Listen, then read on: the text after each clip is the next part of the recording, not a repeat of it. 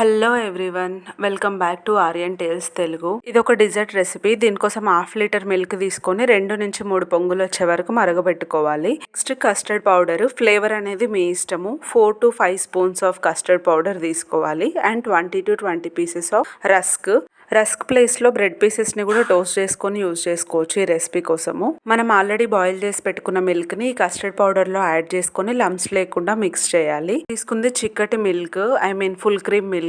So మేము 1 to 2 glasses of water add చేసినాము. ఎందుకంటే రెసిపీ చేసేటప్పుడు మిల్క్ బాయిల్ అవుతూ ఉంటే అవి ఆవిరైపోతాయి కదా, మళ్ళీ రెసిపీ కోసం తక్కువ అవుతాయని. మీరు ఒకవేళ నార్మల్ మిల్క్ తీసుకుంటా అంటే ఒక 1 to 2 గ్లాసెస్ ఎక్స్ట్రా మిల్కే తీసుకోండి. అండ్ ఇక్కడ మనం రెడీ చేసి పెట్టుకున్న కస్టర్డ్ని ఇందులోకి యాడ్ చేస్తున్నాము.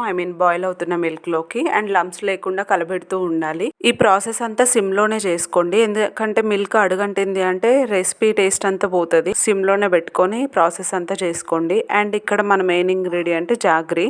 ఇక్కడ మనం షుగర్ యూజ్ చేయట్లేదు, అందుకే మెయిన్ ఈ రెసిపీ చూపిస్తున్నా. యాక్చువల్లీ రెసిపీ నాది కాదు, మా నైబర్ది. తను ఒక రోజు చేసి నాకు షేర్ చేసింది. నాకు ఆ రెసిపీ బాగా నచ్చింది. ఎస్పెషల్గా జాగ్రీ యూజ్ చేసిన అనగానే నాకు బాగా అనిపించింది. రెసిపీ అడిగితే తనే చేసి చూపిస్తా అనింది. సో తను చేస్తుంటే నేను వీడియో తీసా ఆ రోజు. ఇక్కడ 4 to 5 స్పూన్స్ జాగ్రీ తీసుకుంది తను. స్పూన్ సైజ్ వచ్చేసి సర్వింగ్ స్పూన్ సైజు. ఇక్కడ చూస్తున్నారు కదా, కస్టర్డ్ కూడా థిక్ అయిపోయింది. మీకు కన్సిస్టెన్సీ చూస్తే అర్థమైపోతుంది థిక్ అయిపోయింది కస్టర్డ్ అనేది. మెయిన్ కస్టర్డ్ థిక్ అయిపోతే ఫ్లేమ్ ఆఫ్ చేసేసి మనం తీసుకున్న జాగ్రీని ఆ కస్టర్డ్ లోకి యాడ్ చేసేయాలి. ఫ్లేమ్ ఆఫ్ చేసిన తర్వాత మాత్రమే జాగ్రీని యాడ్ చేయండి. అండ్ కస్టర్డ్ ని హాట్ గానే ఉండేలా చూసుకోండి, cool down అవ్వనివ్వకండి.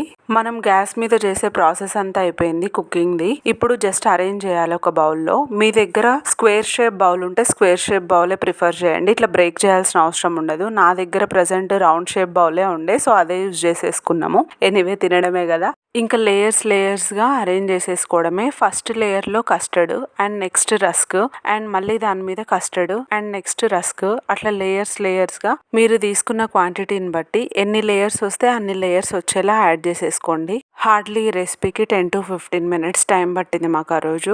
All thanks to Shikha, నా నైబర్. తనే ఈ రెసిపీ నాకు షేర్ చేసింది.